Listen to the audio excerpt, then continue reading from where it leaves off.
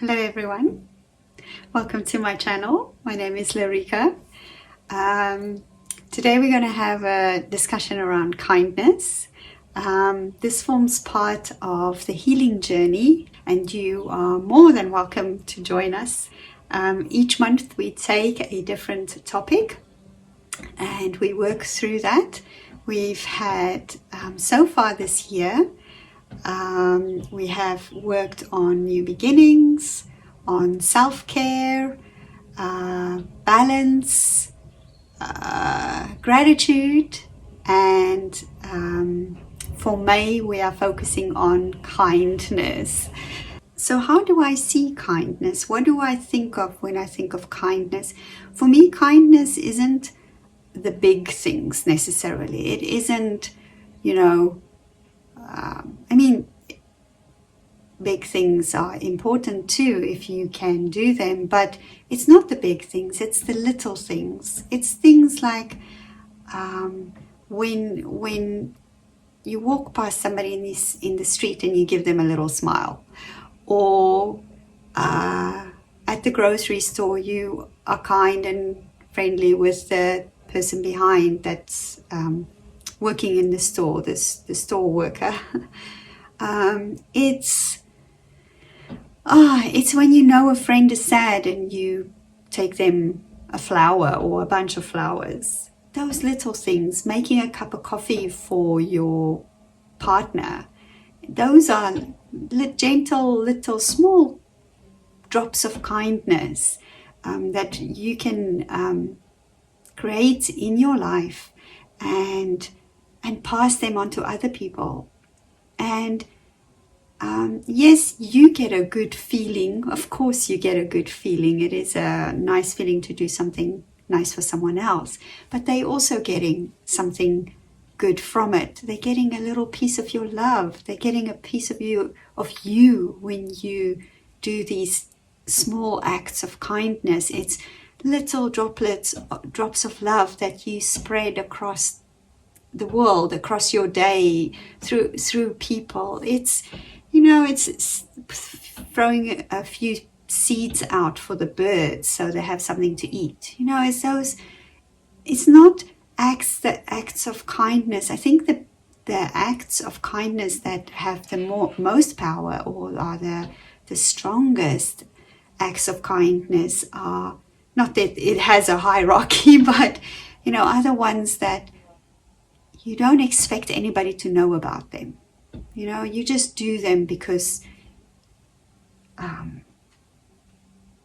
you want to help. You want to give something back to the world as a thank you to nature. You feed the birds, or that's the kind of kindness that I think really shifts ourselves, and it doesn't feed the ego. It's not an ego trip of I've done this for this person, I've done that for that person, and here's the photo of me doing this. I mean, that's also good, that's fine, there's nothing wrong with that. But I think what the kindness I'm trying to grow for myself is the kindness where nobody knows except me. Right? Me. And maybe me and the trees, because I'm sending them some healing energy, right? But I don't share that with everybody else. So for me, that's kindness in what I'm trying to grow kindness in. So for this month, I've created I don't have a copy, how bad of me, but I've created a sheet and an activity sheet, and I call it 31 Days of Kindness. And there are 31 actions that you can do. Little things like, sending flowers to a friend that's having a tough time, sending a voice message to a loved one. What else is in there? Smiling at someone in the street, those little things. Because I think sometimes when we start with these practices, they feel very forced, they feel very superficial and maybe even false. But the more we practice them, the more natural they become. It's like when you start something new. You want to learn to, play the violin. And initially, you have to, I can't play the violin, but, you see how they have to hold this under their chin, and you have this thing that goes, this pole goes up and down. And you have to learn how to hold it right. You always see them do this with their necks and then the arm, and that doesn't feel maybe natural. When you start practicing that, that's an odd way to hold yourself, right? But as you practice, the more you practice, the more natural it feels. And then if somebody asks you to hold the violin just maybe like this and hold it like, whatever way to try and play it, it's not going to feel right at all, because you got used to this is the way, and it just feels naturally. And that is when we maybe want to start a new practice, whether it's a practice of kindness, of mindfulness, of whatever it is, being in the moment. When we start those practices, initially they really feel a bit not so good. They don't feel so natural to us. But if we repeat them and we keep on going with them, eventually that feeling of I'm forcing myself, this doesn't feel, I'm lessens, and it becomes a natural thing. You don't even think about it. It just naturally comes out of you. And when you start to develop that feeling of kindness towards others and compassion towards others, you will find feeling that same thing in yourself. And feeling kindness and compassion towards yourself, that is really, really special. That really makes you feel you're like you can be in the eye of the storm, and you can be more relaxed and calm about it. It doesn't mean you're not afraid. It doesn't mean you not have some panic or worries, but you deal with those things in a better way.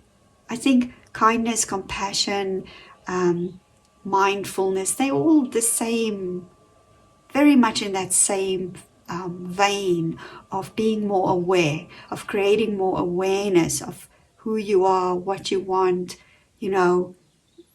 how you feel about yourself, accepting things. All of those are all the same kind of thing. So these activities are quite fun to do in this sheet that I've created. It's a PDF format that you also can print out, and you can stick it in your journal, and you can maybe even write daily little for day one, this is the one I did and how you did it, so that you can remember those activities, right? And then I've also done a meditation, recording the meditation on loving kindness, which is a Buddhist meditation. It is extremely powerful meditation, and I really encourage you to try it out. It is a meditation that creates where you start to generate kindness towards yourself. First, you learn to be kind to yourself. You learn to feel compassion and love for yourself. And then you start to feel it for other people. First, people that are really close to you, and then people that you are strangers, you don't like or dislike them, they're just there. And then people that you have problems with, or that is a challenge for you, or that you have just, you just don't get along. So it's different levels, and you start generate compassion towards them, because in the end of the day, we are all the same. We all want the same things. We are all human beings who just want to be happy, don't we? And the way we try and achieve that happiness is different for each one of us. We all think something different will make us happy. I think maybe if I get a bestseller book on the New York Times list or something, I would be happy. I don't know if I will be, but maybe that's my goal. Another person might say, no, I want to have a house in California by the beach that I can just walk out towards the sea. That's my happiness. Somebody else might say, I just want to have a roof over my head and a food in my stomach, and that will make me happy. That's all I need. Maybe some love from another person, but that's all I need to be happy. So how we achieve happiness and what our idea is of happiness is different for us all, but we all want that. We all strive for that, right? So this meditation of generating loving kindness towards ourselves and to others help us to understand that, to see that, that is all we all want. We all just want to be happy, and we all just want to be content, right? So that's the meditation for this month. I really appreciate you joining today and listening to my talk. I do hope you stay happy, you stay healthy, and that you stay kind. And thank you so much for watching. I wish you a beautiful, beautiful day today. Bye.